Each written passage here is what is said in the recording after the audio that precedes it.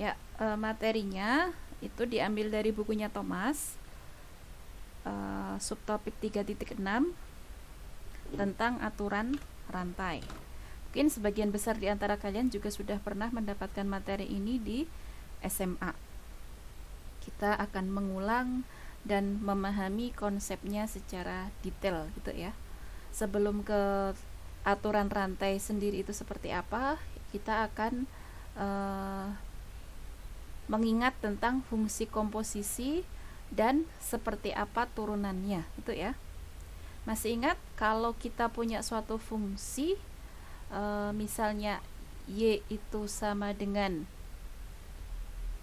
gx kayak gitu, kemudian y sama dengan fx misalnya gitu ya, y sama dengan fx, kemudian kita juga punya fungsi yang satunya lagi itu fungsi u yaitu gx. Nah, ini. Nah, berarti nanti ketika kita punya y dikomposisikan terhadap fungsi u, dikomposisikan dengan u gitu ya. Kayak gini. Ini jadi apa? Hasil komposisinya y u x. Kayak gini ya. Nah, kemudian karena ux ini sendiri sama dengan gx, ya berarti boleh langsung kita tulis jadi apa? Y gx kayak ini ya. Oke, ini tentang fungsi komposisi. Nah, sekarang kita akan mencari apa itu turunan dari fungsi komposisi y u gitu ya. Turunannya apa? Maksudnya ya, aksennya kayak gimana gitu. Oke, sebelum mengarah ke situ, kita simulasikan dulu untuk contoh sederhana di sini. Misalnya di sini kita punya y itu sama dengan setengah u. Nih ya, y sama dengan setengah u. Sedangkan u-nya sendiri itu merupakan suatu fungsi juga, yaitu fungsi 2x kayak itu. Kemudian ini kita punya y fungsi komposisi terhadap u. Tadi kita sudah menentukan fungsi komposisi tersebut kayak ini. Berarti ini sama saja dengan y u x. Kayak gini kan ya. Nah, berarti Bu, ya, itu 2x apa 3x, Bu? U-nya 3. oh sorry, ya 3x di sini. Nah, berarti ini jadi apa? Y-nya tadi apa? Setengah u. Setengah u. Kemudian u-nya sendiri siapa? 3x. Kayak ini. Nah, berarti kalau kita mau menurunkan ini langsung, berarti y bundaran u aksen x sama saja dengan apa? Ini ux-nya 3, berarti 3/2 gini ya? Iya, Bu. Oke, berarti Iya, Bu. Oke, dari sini berarti turunan y bundaran u apa? 3/2. 3/2. 3/2. Ya, itu ya. Nah, tidak lain di sini sebenarnya itu adalah siapa di sini? Y bundaran u tadi kan setengah x, berarti kan boleh kita bilang bahwa kita punya yx itu sama dengan 3/2x kan? Berarti y bundaran x itu sama saja kita menghitung dy per dx kan? Sama dengan di aksen gitu kan ya? Berarti 3/2 kayak gitu. Nah, sedangkan kita tahu bahwa 3/2 itu sama saja dengan apa? Setengah dikalikan dengan 3. Nah, di sini tadi kita punya y dalam variabel u, berarti kita punya dy per du kan sebenarnya dari ini. Dy per du-nya apa? Setengah.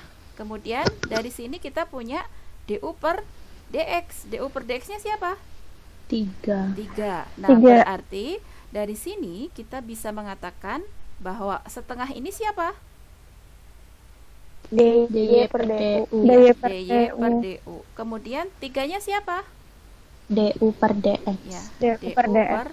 dx kayak gini. Nah, dengan demikian dari contoh simulasi ini tadi kita bisa mengatakan bahwa dy per dx itu sama dengan dy per du dikalikan du per dx, atau cara baca lainnya itu adalah turunan y terhadap variabel x itu sama saja dengan turunan y terhadap variabel u dikalikan dengan turunan u terhadap variabel x. Nah, itu ya.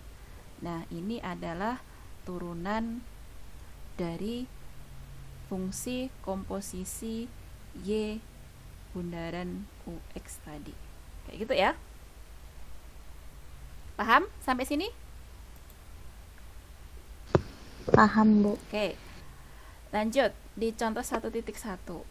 Nah, ketika ketemu contoh soal seperti ini, berarti kita harus mengetahui komposisi dari fungsinya. Ini komposisinya apa aja? Nah, ini bisa kita lihat bahwa di dalam pangkat ini kita bisa mendefinisikan fungsi baru kan ya. Kita misalkan u-nya itu adalah fungsi dalam variabel x, yaitu 3x kuadrat ditambah dengan 1. Kayak gini kan?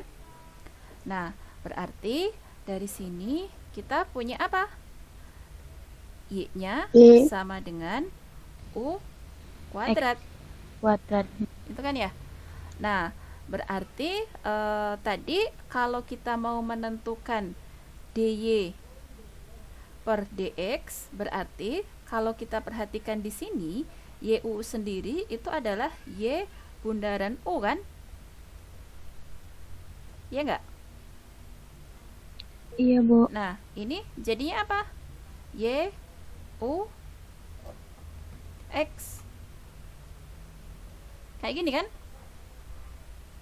Nah, berarti tadi berdasarkan yang ini tadi, kalau kita punya y bundaran ux seperti ini dan kita memisalkan u-nya itu adalah ini, berarti ya ini sama saja dengan u kuadrat. Tidak lain siapa? 3x kuadrat ditambah 1 kuadrat. Nah, sebenarnya kita mau mencari y bundaran u yang diturunkan terhadap x gitu kan ya. Tidak lain, ini adalah si dy dx gitu kan ya. Nah, tadi rumusnya apa? Dy dx turunan y terhadap u dikalikan turunan u terhadap x. Kayak itu. Nah, tadi kita sudah memisalkan ini. Nah, sebelum menjawab ini, berarti kita harus mencari apa dulu? Turunan y terhadap turunannya. Berarti apa? Kalau kita misalkan ini, turunan y terhadap u. 2U. 2u. Kemudian turunan u terhadap x. Kita butuh ini kan? Berarti berapa? 6x. Nah, dengan 6x. demikian di sini kita akan menghitung ini. Ini jadi berapa? 2U. Ya, 2u dikalikan dengan 6x. 6x. Nah, ketika sudah ketemu bentuk yang seperti ini, jangan lupa mengubah u-nya ke dalam variabel x. U-nya tadi di sini tadi berapa?